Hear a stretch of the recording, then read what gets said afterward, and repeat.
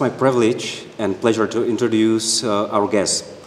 Ivan Day is an independent historian of gastronomy and dining culture, professional chef and confectioner, writer, collector of old recipes, a leading expert on European and especially British cuisine.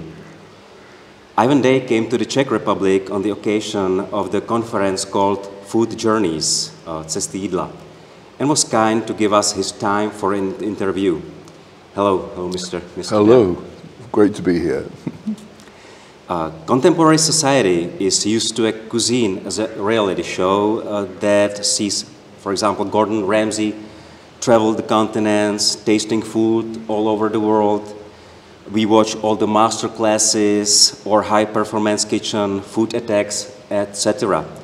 How does one present the cuisine of the early modern period to such a society? You can do it in a very similar dramatic way because food is multi-pronged. You have the food of the elites, the emperor, the king, the monarchy, then of the merchant class, and then of ordinary people. And of course, the biggest group are the ordinary people. And back in the early modern period, some of those people actually produced the food for the people at the top. The king couldn't boil an egg. He had somebody to do it for him. And these professional cooks, like Gordon Ramsay, they had to produce perfect dishes, often very stylized. Maybe the king is getting married to a beautiful Italian princess, and he'll know all about her food culture because the food at the top was international. You know, here in the Habsburg lands, it wasn't that different from it as it was in the top in England, in the royal palace, or in France. They intermarried and they learnt their food culture. But what's interesting is the people, the servants who cooked, came from the aboriginal ordinary people of each country, and they had to learn how to do it. And if you tell people now that the working people who made the food were really the creative ones, as I said, the king never cooked, but he expected a certain quality, and it had to be international, often very artistic, and good to eat. You realize that there's two ends of this.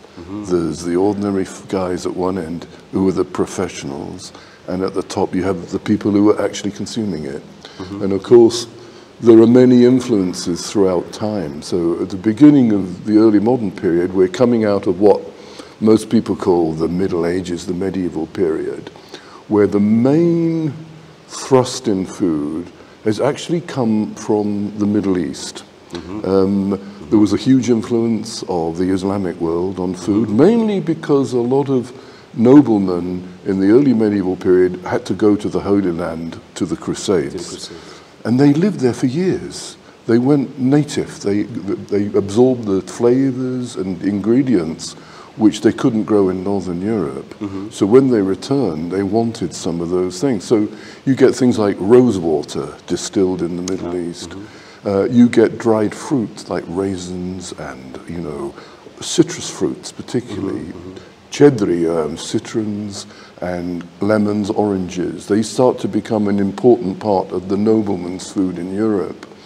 And the type of food that is favored at court is really a kind of sweet sour.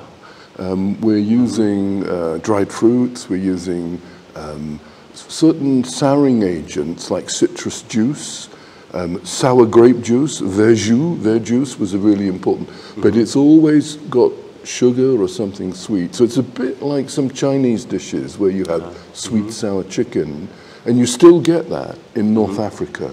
You go to North Africa and you might have a lamb that's roasted with apricots, you know. And that was the general style of food was like that. And of course that was favored in all the European courts, really between 1200 and even until the 1600s. And of course it slowly changes, mainly because of one particular country, and of course it's France. The French court, things started to change. They moved away from sweet and sour, and they favored the savory flavors of things like mushrooms.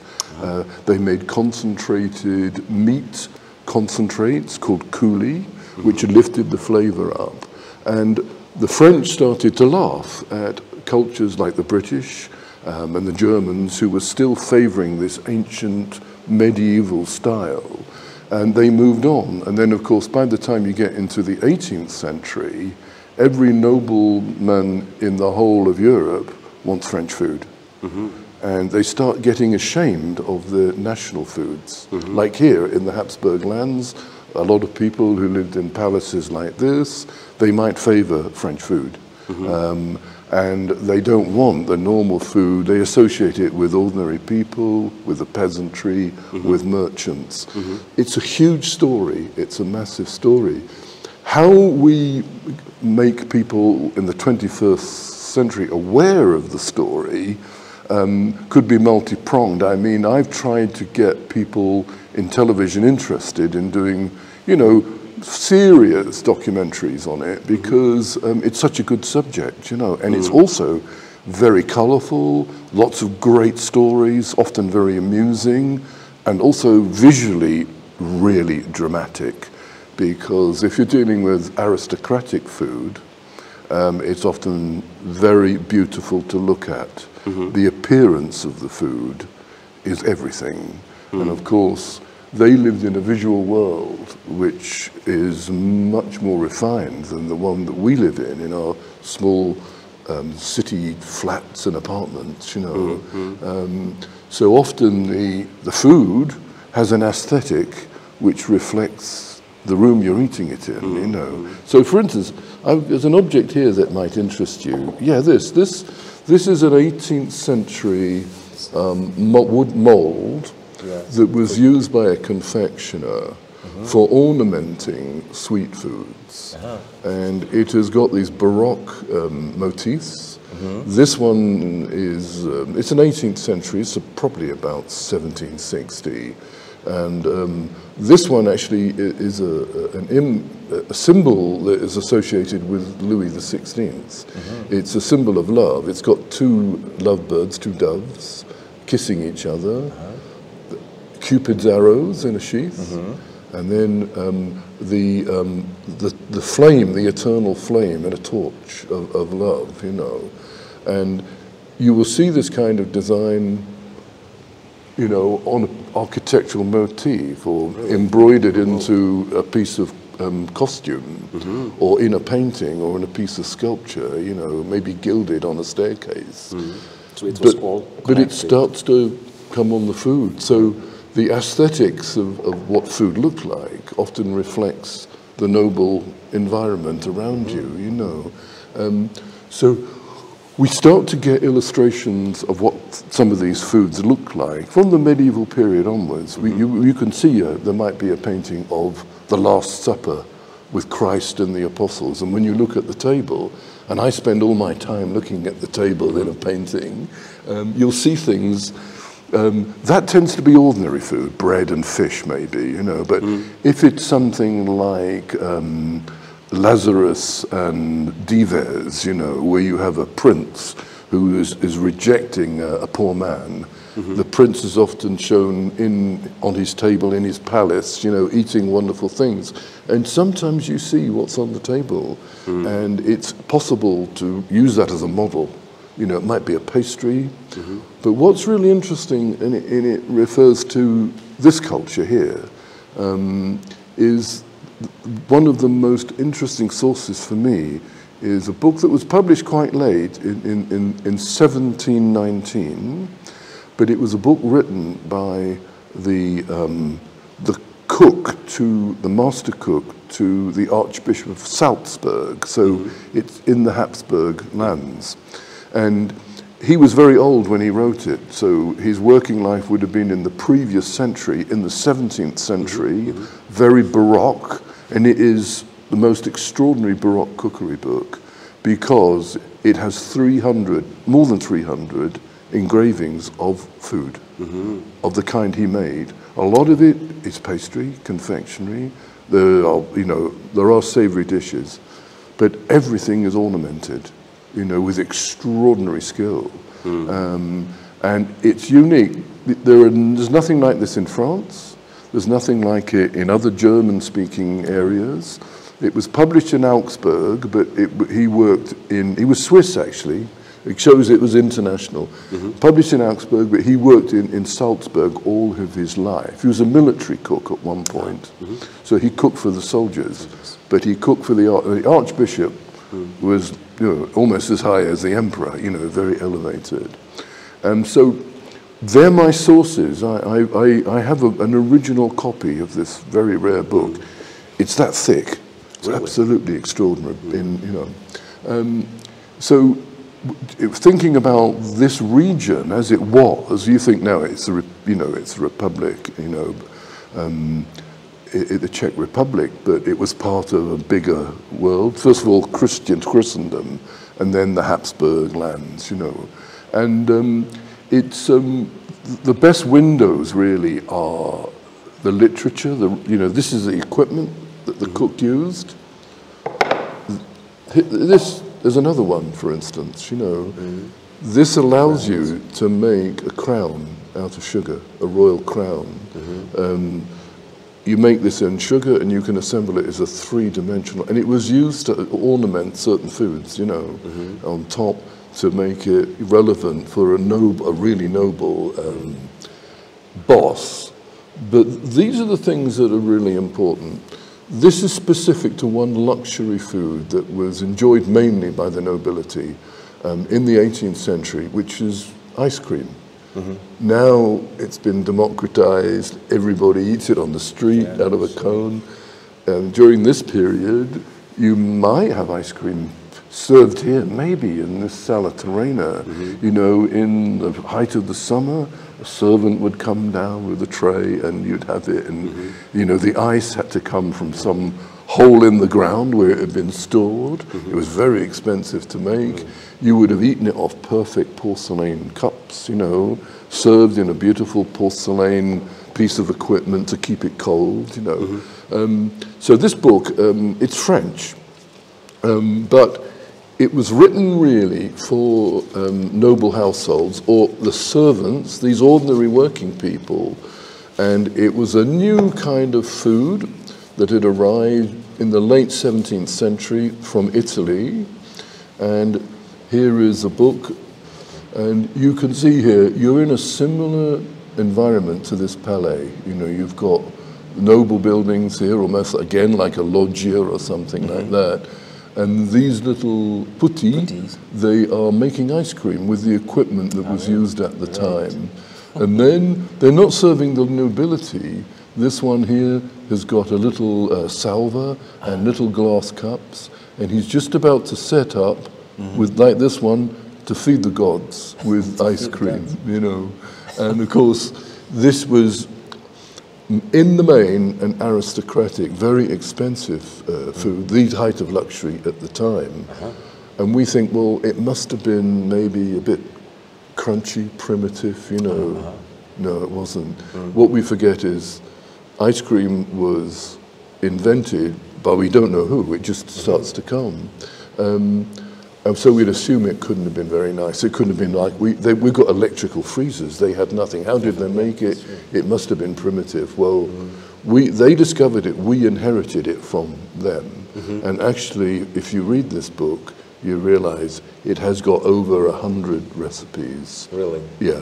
For flavors you will not get in any Italian gelateria in Prague or Rome or London or anywhere, New York even. And it has got, for instance, one very fashionable 18th century ingredient, ananas, which is pineapple, of course, and it says here the king of fruit, King of fruit. King of fruit, and they made, that was one flavor that was really popular, and of course many of the gardeners employed in these noble households were growing them at this period. Even here, they grew them under glass, but, and another one is the cedro, which is this big, like a giant lemon, a citron, we call it, But, when you look at the index of this wonderful book, you have a list of all the different flavors, you know, and it's quite extraordinary how many there are, you know. These are just mousse, frozen mousse, you know. And you realize, I mean, it's French, but they didn't lead the way. Italy, the Italians were leading the way with this.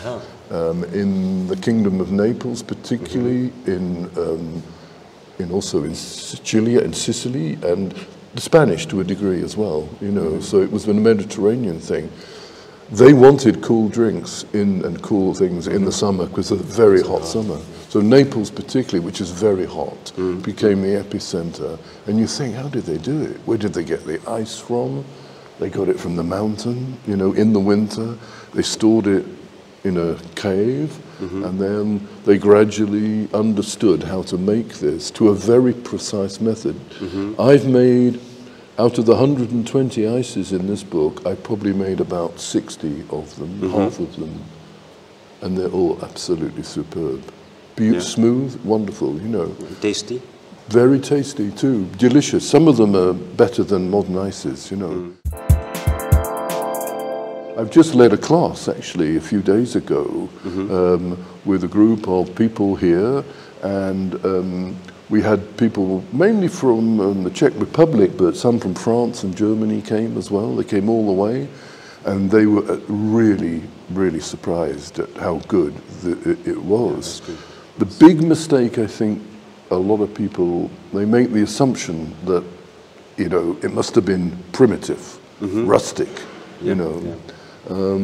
But of course we're talking about the nobility and their very expensive taste, and also their very aesthetic taste, and also the frivolity of their taste. Like, this is a mold to make sugar shells. This is a coquille, you know, and this is a, I don't know what it would call it in Czech, in Italiano, vongole. It's not an oyster, but it's a clam, vongole we call it. So if you make two of those, you can put them together, and it looks just like a real seashell. You can't tell the difference. But the purpose was, it was given to the ladies at the end of the dinner, and they would put a gift inside it, you know. It might be a diamond ring, it might be a tiny bottle of perfume, it might be some message on a bit of paper, you know, I love you, this kind of thing, you know. And the same with this. They're made for little, and they did the same with walnuts, you know. So often by the side of your plate would be this little gift. And sometimes pieces of sculpture as well, sometimes made out of sugar, sometimes on the middle of the table you might get very large pieces of sculpture. And of course, we all think, oh, it was decorative. No, a lot of it was not, it was symbolic. If we go further back in time to the late medieval, early Renaissance period, you hear about these extraordinary pieces of sculpture made of food. You know, they can be made from sugar, from almond paste, marzipane, or pastry, and they are rather like a piece of sculpture that we're looking across the courtyard. Is it Hercule or somebody there? You know, a Titan or whatever. And he's one in the middle of the table. But often they were only made for really important occasions, and there was symbolism. You know, it might be a marriage between two houses, and they want to set the scene by having some. If we go to Italy in the 1470s, there is an incredible survival. It's in the Vatican Library, and it's from the city of Pesaro in northern Italy. There's a family called the Sforza family, and one of the Sforza men marries a woman who was originally Spanish. She's from Aragon in Spain. And it's a big wedding.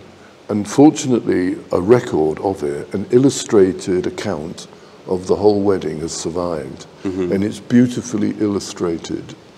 And they have a feast which lasts the whole day into the night. And there are, I think, something like 12 different courses of food. And the 6 courses, which are by daylight, there is a man dressed as the sun. You know, he has a costume, and he is the boss in the dining area. And there are other people for each course who come out in other costume. And because it's the Renaissance, a lot of the characters are based on classical antiquity. So, for instance, there is a sugar sculpture of Mount Helicon, you know, with Apollo playing a musical instrument, made of sugar on it. But it's carried by 3 real women. One is dressed as astronomy, one as grammar, one as rhetoric, you know. So the kind of key figures of learning are there, and they carry it through the hall. Another man is dressed in an incredible costume, and he has silver and gold coins embroidered to it. And on his shoulder, he carries a bucket, a seau, a pail, you know, made of sugar. And in it, there are hundreds of coins made of gold or silver, but they're made of sugar, and they've been gilded. On one side of the coin is the face of the bride, on the other of the groom. And this man, who's called the Influence of Fortune, walks through the dining hall where people are eating their food, and he throws these coins to the people, you know.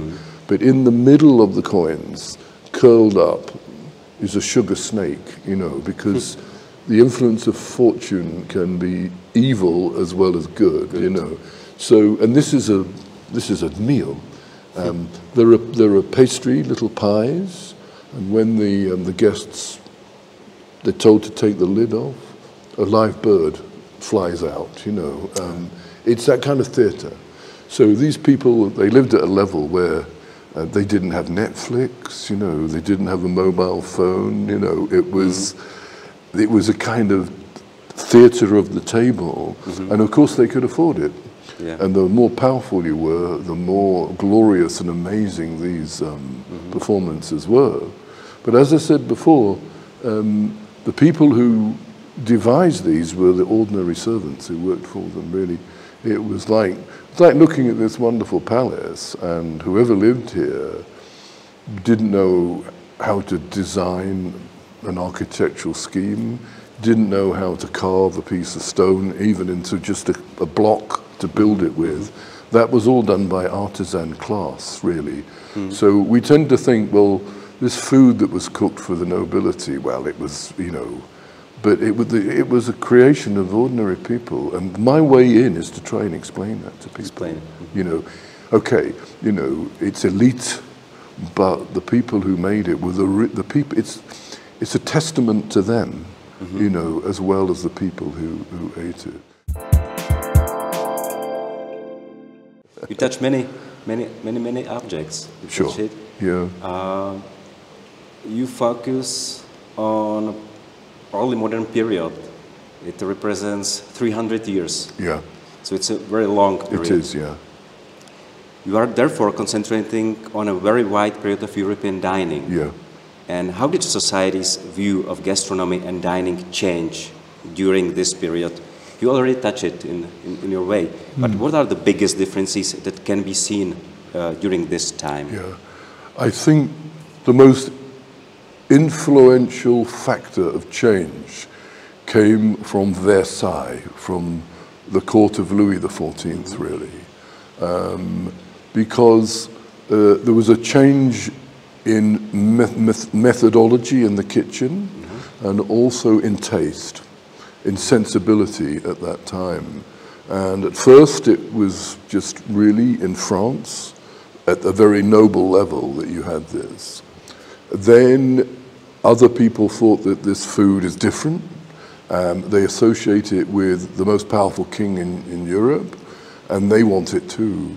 And suddenly it happens really in the middle of the 17th century. But what's interesting about France at that time is, I don't think there's a single cookery book published between about 1590 and 1653. There's nothing, not a single book. So we don't know very much about what was happening, but we do know in 1653 suddenly there's a series of books that come out, and they're describing a type of cookery which is new, which is really new, and it fundamentally is based on a kind of modular system. You know, the cook basically is using ingredients which might be equivalent to the colors that an artist might use, you know. And somebody, maybe his assistant, has prepared these things beforehand, and he takes this and adds it, you know. So it's based on a modular way of cooking. It's very rational. And at this period, of course, you've got the Enlightenment as beginning, you know, Pascal is sort of the intellectual kind of leader. And it makes a lot of sense. But it also starts to move away from this earlier type of cuisine I talked about, which is really a medieval and Renaissance with a strong Islamic influence and it focuses very, very much more on the savory, for instance. So, but one of the things that really is important is something which the French called au goût, the high taste, which is the strong flavors, mainly of meat and fish, where, for instance, they have taken something like some pigeons, and they've cooked them very slowly in some bouillon, and they've added a few other ingredients, maybe some herbs. That's really important because spices dominate the earlier type of food, cinnamon, and these start to move out of savory foods. They stay in sweet, but the spices, maybe pepper remains, maybe nutmeg a bit, you know. But medieval food was very spicy, like Islamic and Eastern food. So herbs like thyme and marjoram, rosemary, they were there before, but they become more important in savory foods.